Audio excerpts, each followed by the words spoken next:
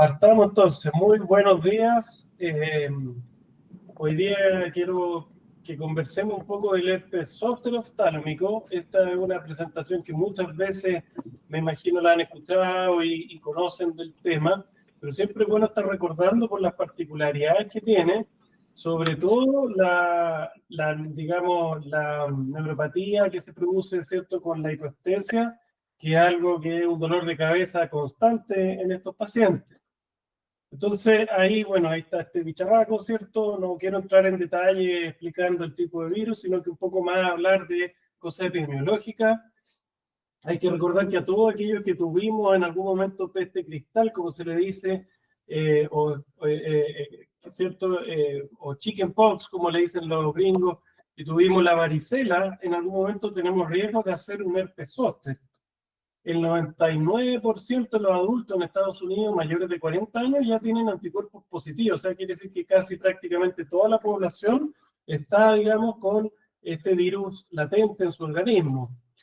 El promedio de edad de episodio de zóster, esto es bien interesante porque se pensaba que era de mucha más edad, pero no es así. El promedio del zóster es 56 años, ¿ya?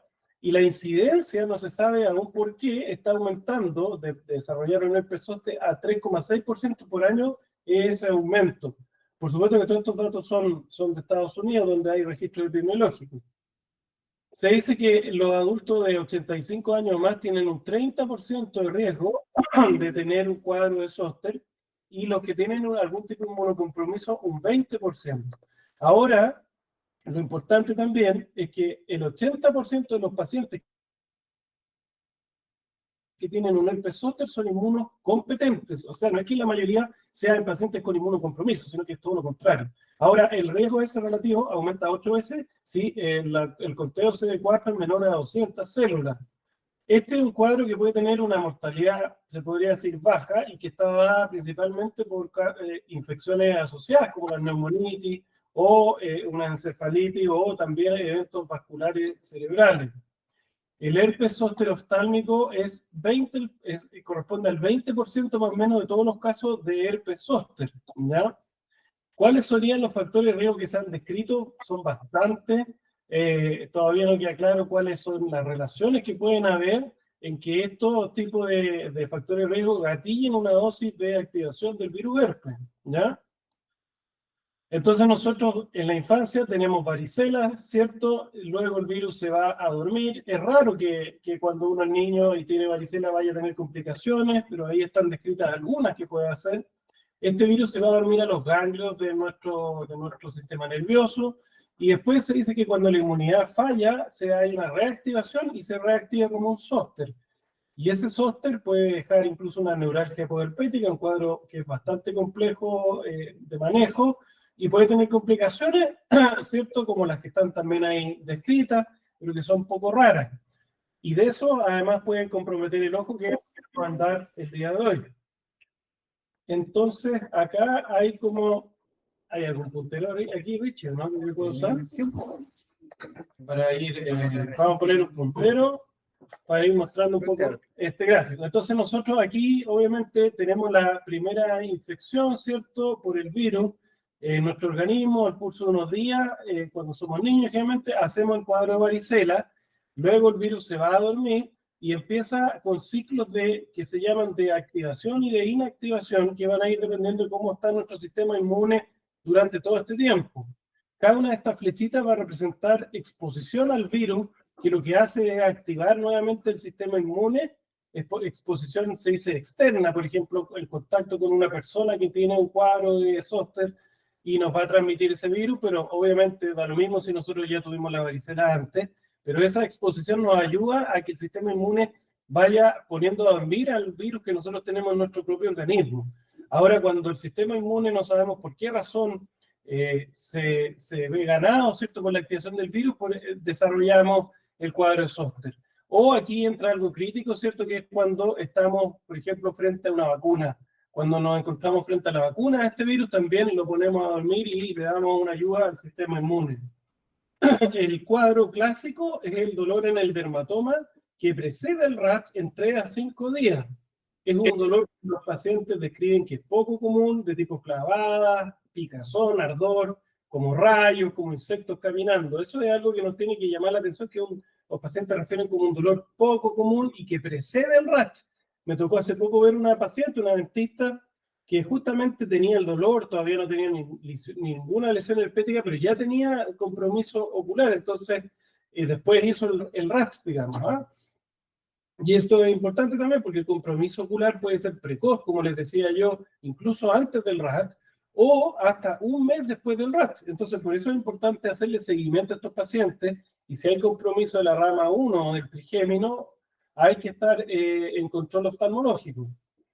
Entonces nosotros tenemos aquí otro gráfico que explica esto. Tenemos, ¿cierto?, un cuadro de peste cristal o de, ¿cierto?, varicela.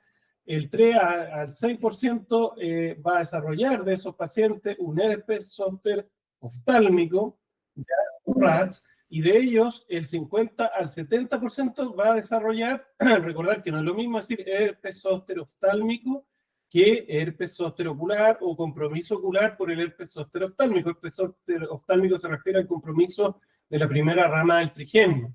La mayoría no van a tener futuros problemas, pero los pacientes que desarrollan enfermedad ocular pueden en un 25% tener un curso crónico y requerir de corticoides tópicos a baja dosis, o tener cuadros recurrentes, o tener complicaciones como las que están descritas en esta tabla, ¿cierto?, como en los párpados, el 60% en la córnea, que es también lo que nos vamos a enfocar hoy día, etc. El 10% de los pacientes pueden tener una pérdida de visión, y de aquellos que desarrollan obviamente una enfermedad ocular, y es secundaria a la cicatriz que queda. El curso atípico es lo que se llama el zóster sin herpete, o sea, es un cuadro en el que no hay rash, y esto nos va a dificultar el diagnóstico, ¿ya? Es muy importante saber que podemos, ante la duda, tomar PCR ya a las dendritas, y eso en un alto número nos vamos a dar cuenta que dendritas que nosotros sospechamos que son de herpes simple van a salir positivas a herpes zóster. Nosotros podemos tomar PCR en la misma clínica y enviarla a la clínica alemana, donde está disponible la PCR para virus de herpes simple, zóster y Epstein-Barr, y se toma con las tórulas que están disponibles también, que se solicitan a pabellón. Así que si tenemos la duda, podemos hacer este PCR. Bueno, aquí vemos el rash típico, ¿cierto? En la rama... ¿Estamos bien? Sí, ya. El rash típico... que te estaba moviendo más. El rash típico, ¿cierto?, en la rama oftálmica, y el rash ya un poco más generalizado, como se ve a mano derecha, que es típico de un paciente que tiene algún que digamos tiene algún inmunocompromiso. En niños es menos probable que los pacientes hagan neuralgia puberpética, pero tienen mayor riesgo de recurrencia. Y el inmunocomprometido, como les mencionaba, el rash puede ser generalizado, como aparece ahí en la foto de la derecha. Esto es algo bien interesante, que habla un poco de los mitos que ha habido con esta enfermedad. Todos hemos escuchado hablar, ¿cierto?, del signo de Hutchinson, que es tener una lesión vesicular, ¿cierto?, en la punta de la nariz, y que dicen automáticamente ese paciente sí o sí tiene compromiso ocular. Bueno, Hutchinson, John Hutchinson se llama, ¿cierto?, cuando él postula esta asociación, lo hizo solamente en 13 pacientes. Y él vio que en 13 pacientes se daba esta asociación, y él mismo propone y dice, ojo, que esto no es algo categórico, pero me ha tocado ver mucha asociación. Y después quedó el hecho de que era algo casi patognomónico, y después salió un artículo bien interesante que se lo recomiendo, que está en Ophthalmology, que habla de 6 mitos del segmento anterior, y uno de los mitos justamente es el signo de Hutchinson. ¿Y por qué? Porque salieron estudios después mostrando que habían pacientes con compromiso en la ala nasal que no tenían compromiso ocular, pero sí se vio que más predictivo de compromiso ocular es en la rama en la rama troclear del nervio, digamos, B1. Ya el rash supratroclear es más predictivo de un compromiso ocular, y esto se vio en un estudio interesante de pacientes que se presentaron a un servicio de urgencia, un N es mucho más grande que el de Hutchinson, y se vio que sí era más predictivo compromiso ocular que el rash del ala de la nariz. Déjalo eso. Entonces vamos a hablar ahora del compromiso corneal del herpes zóster. Pueden ser en 3 niveles. Esto siempre le digo a los becados, acuérdense que la córnea es un sándwich que tiene varias capas. Bueno, el herpes puede atacar el epitelio, y producir dendrita o placas mucosas, puede atacar el estroma y producir una queratitis numular o intersticial, o puede también afectar el endotelio y producir la queratitis disiforme, ¿cierto? Entonces, a nivel del epitelio, tenemos estas lesiones dendritiformes, porque no son como las clásicas dendritas del herpes simple, son para diferenciarlas del herpes simple. Acá tenemos como un gráfico, en el herpes simple es como un defecto epitelial la dendrita. En cambio, en el herpes zóster es como una epiteliopatía en que no hay defecto, sino que hay como un bump, o sea, como un lomo de toro que se levanta. Y aquí queda claramente diferencia. Entonces, clínicamente aquí nos podemos ayudar un poco en diferenciar la dendrita del virus simple y del zóster. Esto generalmente lo tratamos con antivirales tópicos 5 veces al día hasta que vemos resolución de la dendrita. Después podemos presentar estas placas, ¿cierto? Que son mucosas y que presentan hasta el 15% de los pacientes y que es más, por así decirlo, una confluencia de la dendrita esta que se produce en el cuadro anterior. Ahora nos vamos al estroma. En el 40% de los pacientes podemos ver este compromiso numular que viene de moneda, del latín numulus, ¿cierto? Que significa moneda. Y es porque las lesiones parecen unas verdaderas como monedas que se producen en el espesor propio del estroma, ¿ya? Y el tratamiento acá es antiviral oral, ¿cierto? Más corticoides tópicos, porque estos son cuadros generalmente de respuesta inmunológica frente a la presencia del virus. En el estroma también podemos tener una queratitis estromal intersticial, donde vemos, ¿cierto?, que hay presencia de neovasos que depositan lípidos y que nos van a producir alteraciones visuales por estas cicatrices que se producen. También el tratamiento es como la queratitis numular con antivirales orales y corticoides tópicos.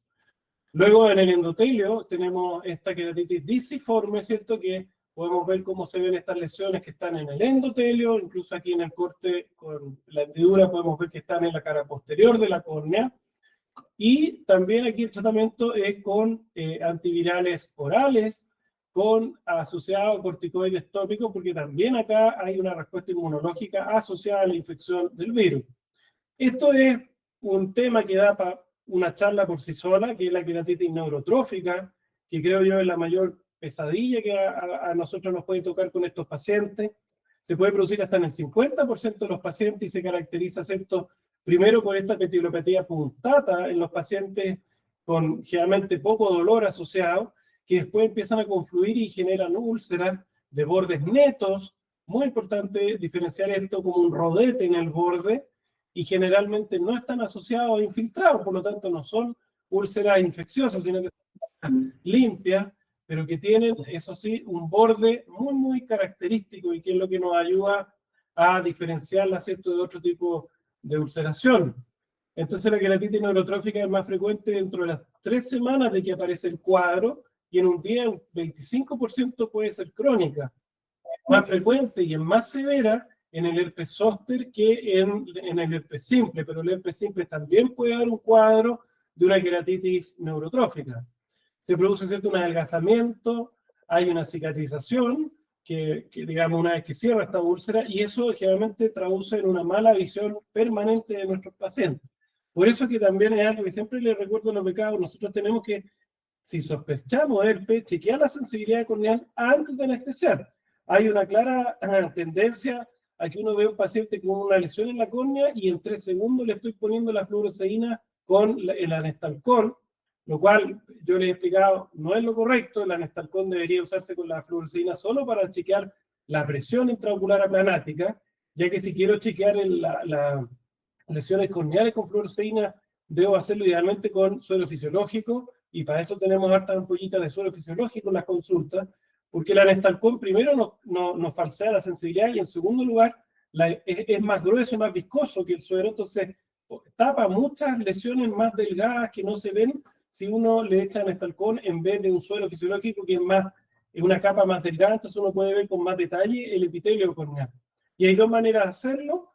La artesanal, por así decirlo, que es tratando de un cotonito, pero no el cotonito entero, sino que yo lo que le hago es tratar de sacarle unos pelitos hacia la punta y con eso voy checando la sensibilidad.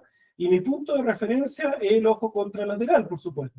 Y si quiero ser más específico, ojalá algún día podamos contar con un estesiómetro de Cochet-Bonnet, ¿cierto? Que es una manera objetiva, de acuerdo a los números que van apareciendo acá, de chequear qué sensibilidad corneal tiene el paciente, ya que muchas veces estos cuadros también se van recuperando y uno puede ir registrando cómo va recuperando el paciente la sensibilidad corneal. Entonces, ¿cuál es el manejo? Lo clave es cuidar la superficie. Eso es lo más importante en estos casos de queratitis neurotrófica. Lubricación, idealmente sin preservante, o con suero autólogo desde una etapa muy temprana, reducir los tóxicos, o sea, las gotas que tienen preservante, injertos de membrana amniótica, insulina tópica, ya hay harta evidencia que la apoya y nosotros la podemos mandar a hacer a la farmacia Rexu, lentes de contacto esclerales, podemos hacer flap conjuntival, tarsorrafia. No existe en Chile, pero sí está disponible en otros lados, que estos son estos factores de crecimiento neurotrófico que son muy caros. El tratamiento para comer sale cerca de 15 millones de pesos y no han mostrado tampoco ser tanta maravilla, pero sí efectivamente han mostrado que ayudan.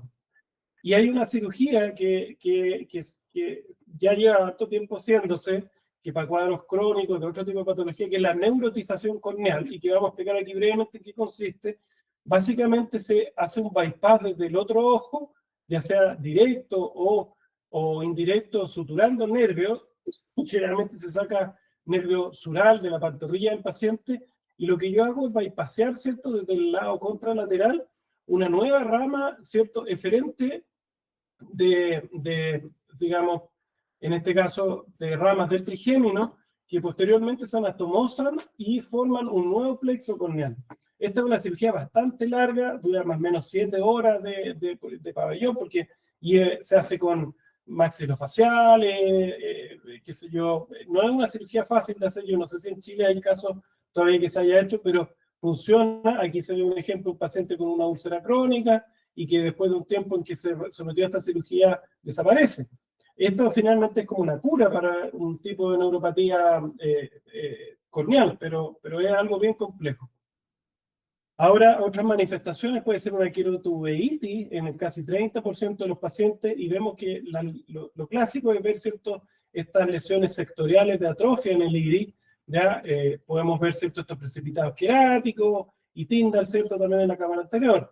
Puede ser hipertensiva entre el 10 y el 30% por producir trabeculitis, o puede ser también hipotensiva porque el cuerpo ciliar se inflama y deja de producir humor acuoso. Así que tampoco es patognomónico el decir que es siempre hiper o hipotensiva, puede ser de las dos.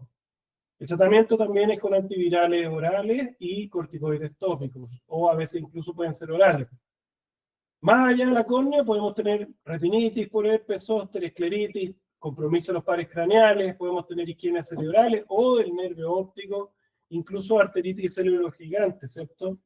Por ejemplo, muchos pacientes también pueden tener una conjuntivitis aguda antes de desarrollar, ¿cierto?, las lesiones corneales y el cuadro clásico ocular, y esto se trata también con antivirales orales y corticoides tópicos si hay formación de membrana.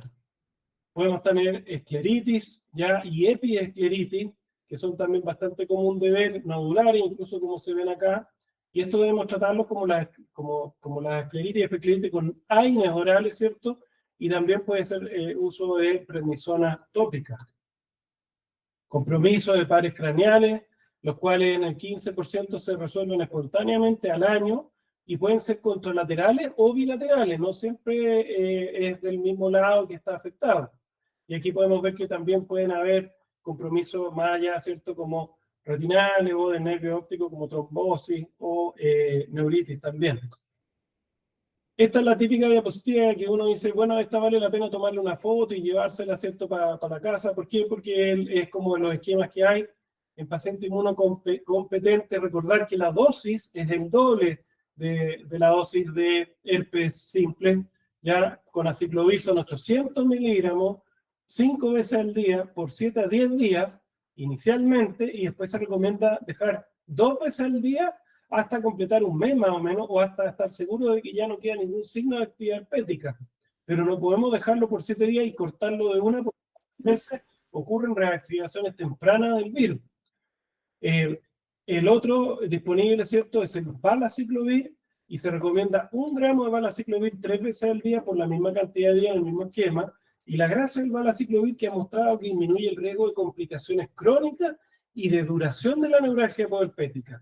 Entonces, por eso sí que podemos recordar que es mucho más caro el valaciclovir que el aciclovir, pero si el paciente lo puede costear, es mejor en ese sentido que el aciclovir.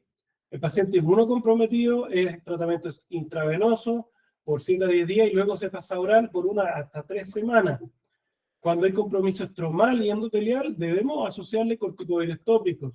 Y en casos complejos como neuritis óptica asociada a vasculitis o inflamación orbitaria, hay que primero descartar que hay un monocompromiso del paciente y podemos tratar sistémicamente intravenoso, asociado también a prednisona oral, ¿de acuerdo? Así que esa es la diapo como de resumen del tratamiento.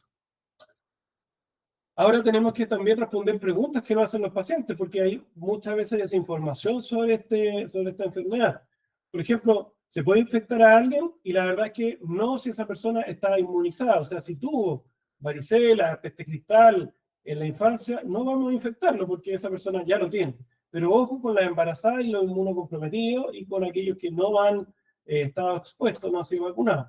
Es contagioso solamente cuando se rompen la ampolla y hay presencia de líquido. En ese líquido que sale de la ampolla hay carga viral. Entonces, evitar contacto con los niños menores de 1 mes o con embarazadas que no estén inmunizadas o con pacientes inmunodeprimidos, porque en ellos sí se puede producir una respuesta viral.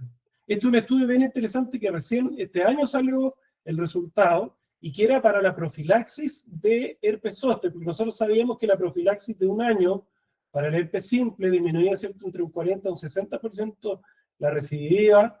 Bueno, aquí salió la profilaxis también con grupos controles, un estudio bien interesante, con valaciclovir, 1 gramo al día por 12 meses.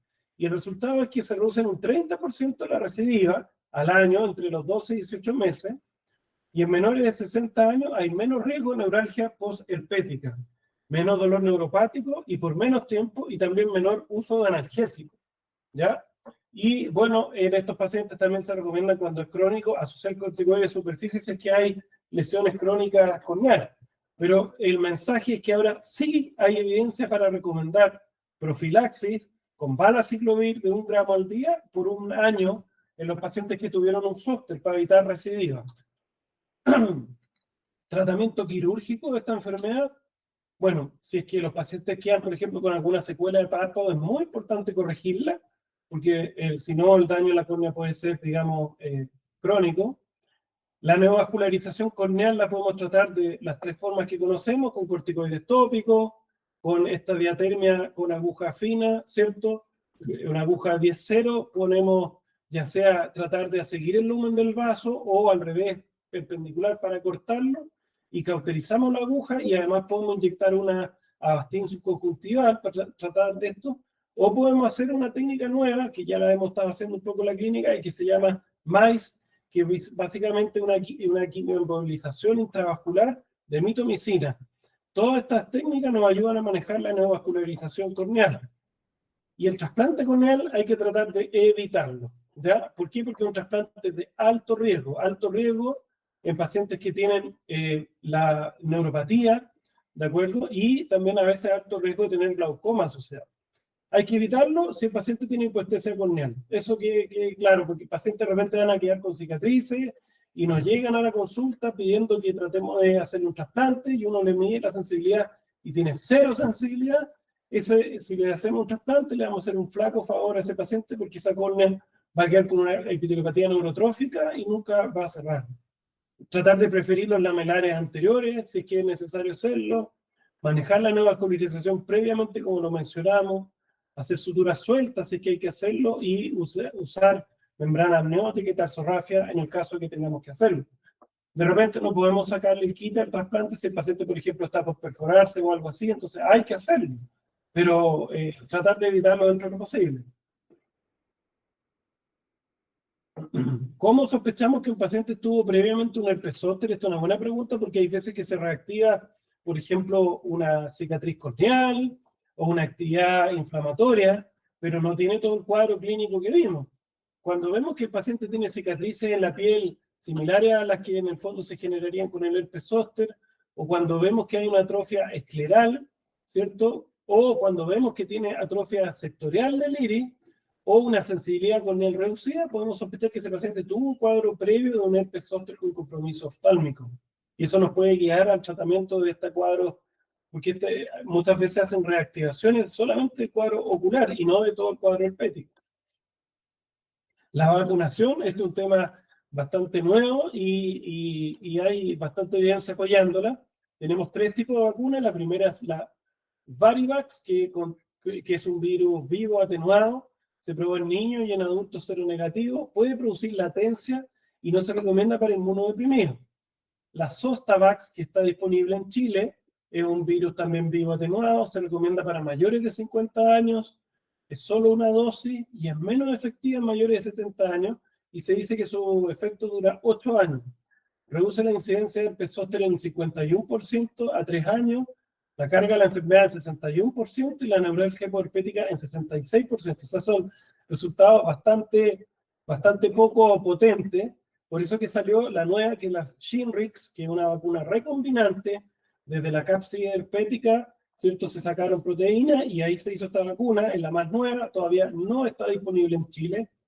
Requiere de 2 dosis, pero la eficacia, vean cómo aumenta dramáticamente al 97% versus la anterior que era un 50%, o sea, casi el doble, ¿cierto?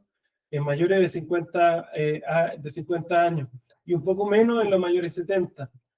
Reduce la neuralgia puerpética en un 100%, o sea, es una vacuna que es mucho más efectiva y que esperamos llegue pronto a nuestro mercado. Bueno, y aquí vemos cómo la efectividad también de la vacuna tiende a disminuir un poco cuando los pacientes van aumentando de edad. Por eso que se recomienda, ojalá, mayores de 50 aplicarla. Y obviamente se recomienda la Shingrix versus la Zostavax, que es mucho menos efectiva a cualquier grupo etario. ¿Qué es lo que recomiendan, por ejemplo, en Estados Unidos? Ellos recomiendan que deben vacunarse los adultos mayores de 50 años sin un máximo de edad, incluso si ya tuvieron un herpes zóster, si recibieron la vacuna, la Zostavax, si recibió alguna vacuna para la varicela, y en inmunocomprometido, vacunar a los mayores de 19 años. ¿Y quienes no deberían vacunarse? Aquellos que tienen una alergia severa a los componentes de la vacuna, aquellos que tienen una enfermedad activa de herpes zóster o las mujeres que están cursando un embarazo. Y bueno, nos saltamos aquí eso. Bueno, para terminar entonces, hoy día el herpes zóster oftálmico y ocular puede ser causar, ¿cierto?, una alta morbilidad ocular, como ya vimos, afectar todo el ojo. Nosotros siempre nos vamos a la córnea, que es donde más afección hay, pero podemos ver que afecta mucho más allá de la córnea. Hay una vacuna segura y efectiva, lamentablemente no en Chile aún. El diagnóstico es clínico, con el dolor clásico que precede al RATH, el RATH típico en el dermatoma, ¿cierto? Y después tenemos el compromiso ocular. Recuerden que tenemos PCR disponible, que es muy fácil de tomarla con el hisopado, ¿cierto?, en la consulta. Y en clínica alemana podemos pedir que se elabore ya, que se tome el examen. Y recuerden también que está el cuadro del zóster sin herpete, que no es tampoco tan infrecuente de ver, y en donde no hay rash cutáneo. El tratamiento puede ser largo y también requerir tratamiento de mantención, como el que mencionamos acá, el valaciclovir 1 gramo al día por 12 meses. Y también requerir estos pacientes de un uso crónico, casi homeopático, de corticoides de superficie como la fluorometolona, 1 o 2 veces al día, o a veces incluso lo usan hasta día por medio de los pacientes. Y si ese es el caso, tenemos que estar controlándole la presión intraocular a estos pacientes, ya que también pueden haber alzas de presión con el uso de corticoides de superficie.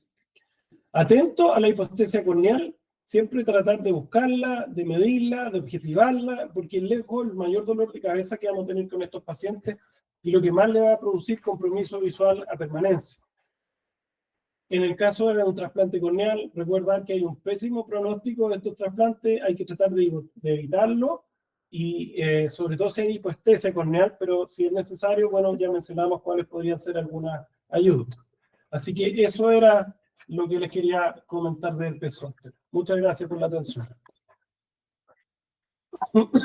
Oye, Osvaldo, yo quería felicitarte porque es difícil en media hora, en 30 minutos, sistematizar tan bien un tema como tú lo hiciste con este, que es súper complejo, y realmente lo trataste de la A a la Z, o sea, no es dejaste como nada, ninguna cosa sin mencionar, sin explicar muy, muy bien en detalle. Así que Gracias. un par de comentarios, porque realmente es una condición bien complicada el zóster, y todos hemos visto con bastante más frecuencia de lo que aparentemente se le da como importancia a este síndrome. Y esto de la vacuna del Shingrix, yo creo que es súper importante tomar conciencia de que todos deberíamos vacunarnos. Es decir, es algo que es muy, muy superior a las otras vacunas disponibles. En Estados Unidos uno se puede vacunar en cualquier farmacia. Tiene que estar, digamos, con la segunda dosis disponible, porque para que la inmunidad sea, digamos, útil, tiene que ser estas dos dosis. Y yo creo que eso es un temazo, y es algo que quizás no está en el concepto de todos los oftalmólogos, de transmitir esa necesidad de recomendar esa vacuna, la Shingrix, que tú mencionaste muy, muy en detalle. Y con respecto al resto, completamente de acuerdo con todo los conceptos que tú diste, y estas formas que son subclínicas, y la anestesia que es tan profunda. Pues si algo caracteriza al síndrome cuando hay compromiso corneal, es la secuela muchas veces de hipostesia profunda, y nosotros muchas veces acá recorrimos a estas blefarografias parciales, y hay que hacerlas antes de que uno vea que la cosa ya está poniéndose demasiado crítica, porque sabe que la hipostesia es muy profunda y va a durar bastante tiempo, y eso es como un tratamiento que uno debería tener así como más en mente, como hacer en forma más precoz. Pero yo te felicito, y realmente como que no dejaste nada así como muy sin mencionar. Así que, Claudio. Oye, la verdad que yo me adhiero a las felicitaciones de Nicolás. Encuentro que esta es una presentación tan redonda que es como el ejemplo que deberíamos seguir en todas las presentaciones de este tipo, porque es de una sistematización fantástica, y además que es tan actual y tan puesta al día en todas las cosas. Hay cosas que llaman mucho la atención. Yo quería preguntarle a Osvaldo si él alguna vez vio en Inglaterra la neurotización, que me pareció extraordinariamente interesante. Segundo, que me llamó la atención que la CIVI creía que era un poco menos, que el 20% de los herpes zóster son exclusivamente oftalmológicos. La otra pregunta es si en los pacientes en los cuales se ve obligado a usar corticoide tópico, él utiliza, además del tratamiento con valaciclovir, digamos, también el antiviral tópico, también, tanto como el Oftavir, el Virgan, algo así de ese tipo. Y se hace una diferencia cuando se trata de usar el Virgan en los pacientes que tienen herpes simple y herpes zóster. Esa pregunta. Ya, sobre la neurotización, me tocó ver pacientes que se habían operado de neurotización, no digamos ver la cirugía en sí misma, pero sí me tocó ver pacientes que se habían intervenido en esto, y incluso allá en Inglaterra tampoco se hacía en todos lados, pero efectivamente es algo que funciona, y que es algo que quizás hay que tratar de empezar a desarrollar en algunos lados. Más que nada me tocó ver, no en casos de zóster, sino que en pacientes que congénitamente tenían estos síndromes de malformaciones neurológicas, donde no desarrollaban ramas del trigémino hacia ciliar, digamos, había todo no recuerdo ahora los nombres de estos síndromes, pero son pacientes que tienen crónicamente hipostesias corneales y desarrollan un muy mal pronóstico, digamos, durante toda su vida. En ellos se hacía esto, y era muy, muy efectivo. Con respecto a la frecuencia, justamente a veces los números engañan, porque efectivamente dentro de todo el dermatoma, dentro de todo, digamos, siempre se comenta que por qué es tan frecuente el herpes zóster oftálmico si es una proporción tan baja de los dermatomas de todo el cuerpo, porque el virus no es que esté alojado solo en el trigémino, sino que el virus puede estar en otros lados, contamina, ¿cierto?, todo el cuerpo cuando tenemos el cuadro de varicela, pero tiene una predilección que no queda aún clara, que no se sabe por qué le gusta irse a la rama oftálmica, porque es de los cuadros más comunes. También son las otras, las intercostales, también afecta bastante común, donde produce el cuadro, ¿cierto?, típico de zóster, pero tiene una predilección alta también por la rama oftálmica, y no queda claro, siendo que es una muy chica de los dermatomas. Y la última pregunta sobre el uso de corticoides, ¿cierto? O sea, sobre el uso de antivirales tópicos. Yo también lo combino cuando el paciente tiene una epidemiopatía, digamos esta dendrita, y ahí obviamente si tiene un herpes zóster con compromiso completo, hay que dejarle oral, pero la gracia del tópico es que acelera un poco la resolución del compromiso epitelial.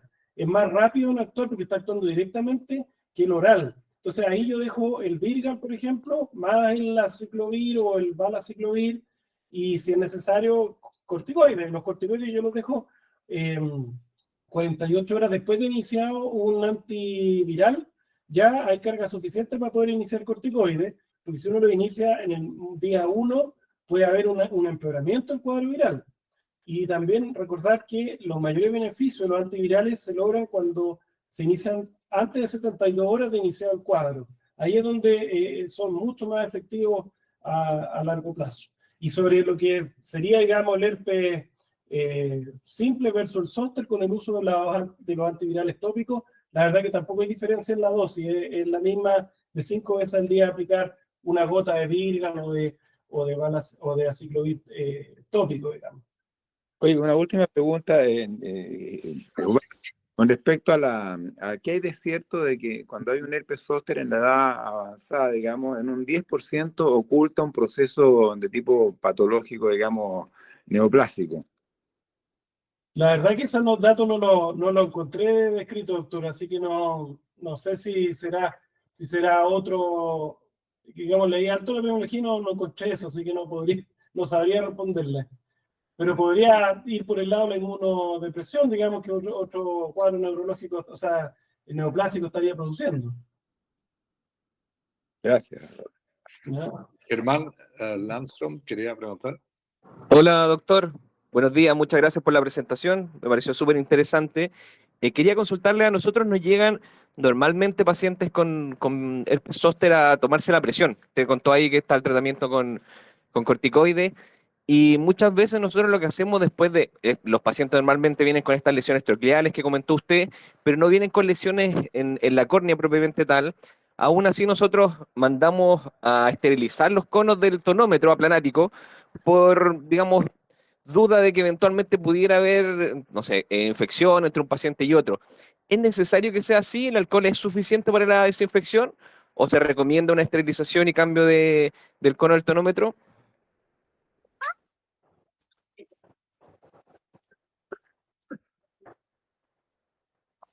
Bastaría, pero podría revisarte el tema y después darte una respuesta un poco más, con mayor seguridad. Doctora Chirrao. Ya.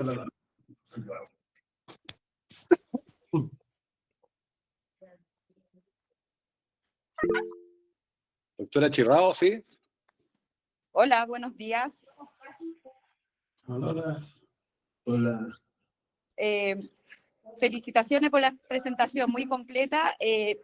Yo también, para mi paciente con uveitis por herpes simplex o zóster, también le dejo profilaxis con aciclovir o valaciclovir por largo tiempo, 6 meses habitualmente. Y paciente post necrosis retinal aguda, ahí sí que le dejo por 1 año y medio o 2 años. Pero tengo una pregunta. Algunos pacientes de herpes finalmente quedan con una cicatriz estromal. ¿Hay algún estudio que demuestra la efectividad de uso de flumetol, corticoides de superficie, a largo plazo de reducir el grosor o la densidad de esa cicatriz? ¿Qué ha revisado sobre eso?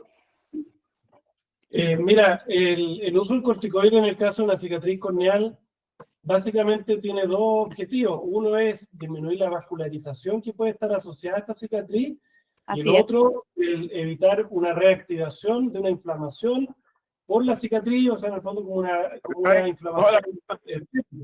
Pero no en que tanto disminuya el grosor de una cicatriz estromal, no, evidencia no hay, pero en la práctica vemos que vale la pena igual darlo por las digamos, los dos que mencionamos, la vascularización y evitar una reactivación de la cicatriz. Y estas cicatrices muchas veces a los pacientes se les vuelven a inflamar y les molestan, y por eso que usan corticoides crónicos. Pero no hay un estudio que demuestre claramente que el corticoide en cierta dosis dependiente, por ejemplo, disminuye el grosor de una cicatriz. Eso no, es una práctica habitual, pero no está con evidencia todavía comprobada. Justamente, esa claro, mi observación clínica también es que los pacientes mejoran la visión, efectivamente, muchas veces mejoran bastantes líneas de visión con lo flumetol tópico, pero claro, entonces no hay una sugerencia como de dosis ni de tiempo de uso. No hay algo claro. Ya, ok.